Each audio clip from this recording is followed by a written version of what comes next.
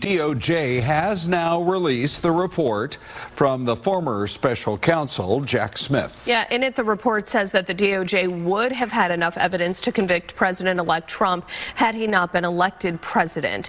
This was the investigation into President-elect Trump's possible efforts to overturn the results of the 2020 election. The report includes interviews with 250 witnesses voluntarily and testimony from 55 people before the grand jury, as well as executing dozens of subpoenas and search warrants. Smith, who resigned last week, said he stands behind his decision to bring criminal charges against Trump. The case against Trump was dropped following his election win due to a long-standing Justice Department policy prohibiting the prosecution of a sitting president. Hey everyone, Adam here. Let me paint you a picture. A federal prosecutor, one of the most respected in the country, sits before Congress, looks lawmakers dead in the eyes, and lays out piece by piece every single crime a sitting president allegedly committed. Overnight, special counsel Jack Smith releasing his long-awaited report on President-elect Trump's actions around the 2020 election, shedding some new light on the since-abandoned criminal investigation. The Department of Justice released a report on the federal investigation into President-elect Donald Trump overnight. Special counsel Jack Smith wrote, "If it wasn't for Trump's imminent return to the presidency, there was enough evidence to obtain and sustain a conviction at trial." The investigation and report was on whether Trump illegally tried to overturn the results of the 2020 election. He doesn't whisper it, he doesn't hedge it. He says it under oath, and then he tells Congress, someone has to do something about this.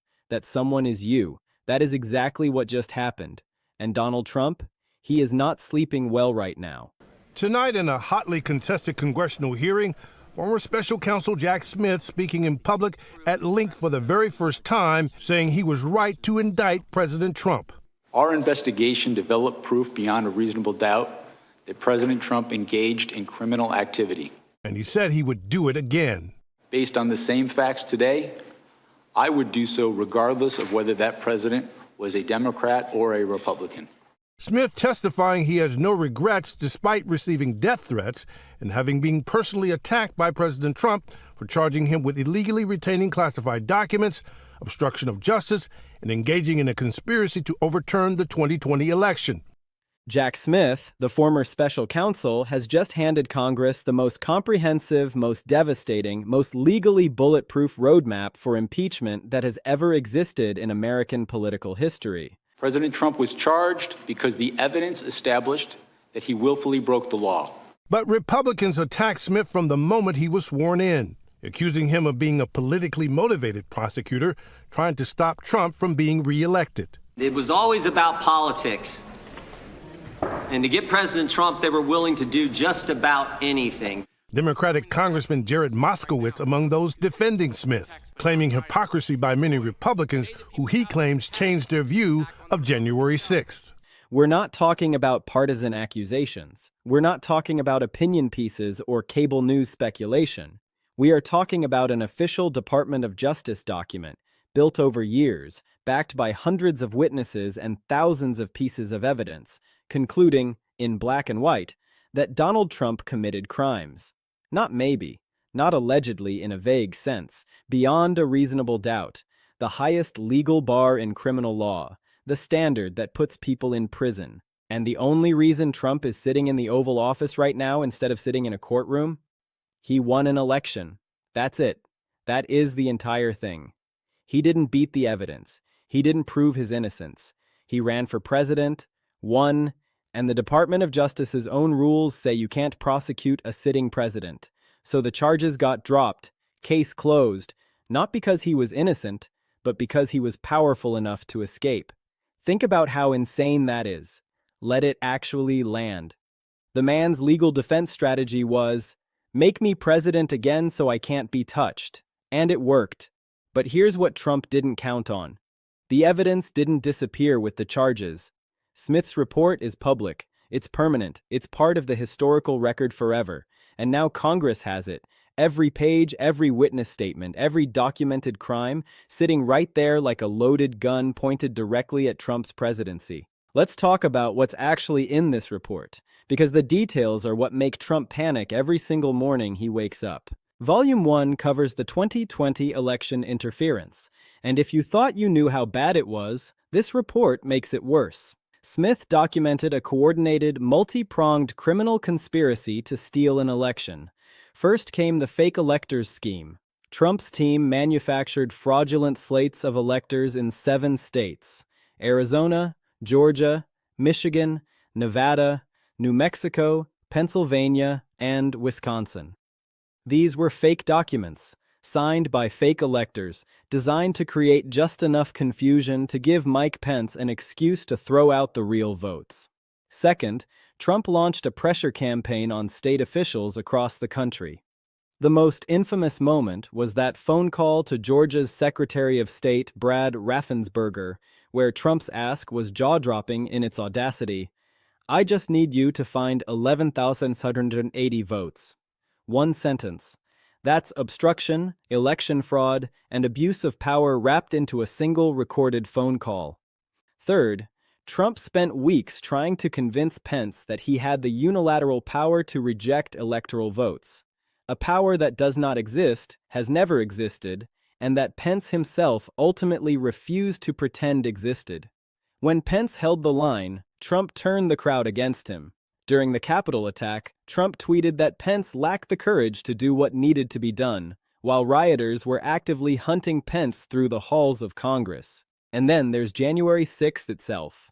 Smith's report details something that should make every American's blood run cold. Trump knew the crowd was armed, he was told, and he told security to let them through anyway. He stood on that stage and directed them toward the Capitol. Then he went back to the White House, turned on the television, and watched the attack unfold, and did nothing for hours. No calls to pull back, no emergency orders, just silence while democracy was under siege. Smith's conclusion is that Trump didn't just fail to stop it, he instigated it, deliberately, with the intent to use the violence as leverage to overturn the election results. Beyond a reasonable doubt. Volume 2 covers the classified documents case. And in some ways, this one is even more straightforward. FBI agents executed a search warrant at Mar-a-Lago and found what they found: boxes of classified material, documents marked top secret, files detailing military operations, nuclear capabilities, intelligence sources, the crown jewels of American national security, sitting in the personal residence of a former president. And when investigators came asking, Trump's response wasn't cooperation. He allegedly directed aides to hide documents. He made false statements about what he had. He dragged out the process and obstructed at every turn. Smith built a case he believed he could win. And then Trump won the election, and the case died on arrival. Now here's where it gets explosive. Smith didn't just release a report and walk away quietly. He testified before Congress in January 2026, under oath. And he did not pull punches. He told lawmakers directly that Trump engaged in criminal conduct. He said Trump instigated January 6th with the deliberate intent to exploit the chaos for his own political survival. And then he said something that stopped the room cold. The law required that Trump be held accountable. Not suggested, not recommended, required. He never used the word impeachment. He didn't have to. Every single person in that hearing room understood exactly what he was saying. I did my job. I found the crimes. I built the cases. But the system blocked me. Now it's your turn. You're the only ones left who can do something about this. That's not a hint. That's a prosecutor handing Congress a sword and pointing it directly at the president. Democrats heard it. Loud and clear. Committee members responded in real time, saying that if the DOJ's hands are tied by presidential immunity, then Congress has a constitutional obligation, not an option, an obligation, to step in. There are already impeachment resolutions on file. HRES 343 lists 7 articles. Democrats don't have to build a case from nothing. Jack Smith already built it for them. Every witness, every document, every piece of evidence, years of work sitting there, ready to deploy the moment they have the votes. And that is precisely why Trump is terrified. He's already been impeached twice. Both times, Republican senators bailed him out. But those impeachments were rushed, built in days, not years. They didn't have a special counsel report behind them. They didn't have sworn testimony from a federal prosecutor laying out criminal conduct in granular detail. This would be different. This would be the most documented, most thoroughly evidenced impeachment in the history of the United States. And even some Republicans might find it harder to look their constituents in the eye and vote to protect him when the receipts are this clear. Now let's bring in the Supreme Court, because their fingerprints are all over this story. The court's decision granting presidents broad immunity for official acts is part of why the criminal cases collapsed in the first place. The delays caused by that legal battle ate up the clock. By the time the cases were ready to move forward, Trump had won. So, in a very real way, the Supreme Court, whether intentionally or not, protected Trump from prosecution. But in doing so, they also created the exact scenario that makes impeachment inevitable if Democrats win power. Because the court's ruling doesn't block impeachment. Presidential immunity doesn't apply to congressional proceedings. The Constitution is clear. That power belongs to Congress alone, and no court can touch it. So Trump's immunity is real, but it's not a shield. It's a redirect. It doesn't make him untouchable. It just moves the battlefield from the courtroom to Capitol Hill. And that is why the 2026 midterms are the most consequential elections of Trump's life. He knows it. He said it openly, explicitly, without pretending otherwise. Republicans have to win the midterms, or I'm getting impeached. Think about that statement. The President of the United States is publicly admitting that the only thing standing between him and impeachment is the election results. He's not saying he's innocent. He's not saying the charges were false. He's saying, I need political protection because the evidence exists and the Democrats will use it. Democrats are running on exactly that. Accountability. Smith's findings. The argument that a man who allegedly committed crimes to steal an election should not get to escape consequence simply because he won the next one. Would Trump actually be removed from office even if impeached? Almost certainly not. Removal requires 2/3 of the Senate, and getting that many Republicans to break ranks is a nearly impossible task in today's political environment. But removal isn't the only consequence that matters. Being impeached a third time, an achievement no president in American history has ever reached, would be historic in the most damaging possible way. It would consume his presidency. It would define his legacy. It would make it impossible for him to escape the narrative that he is a president who only avoided criminal conviction through the technicality of winning an election. And here's what haunts Trump most. Smith's report isn't going anywhere. There's no expiration date on it. There's no news cycle that buries it permanently. Every time Trump claims vindication, that report is still sitting there. Every time he calls the investigations a witch hunt, that sworn testimony is still on the record.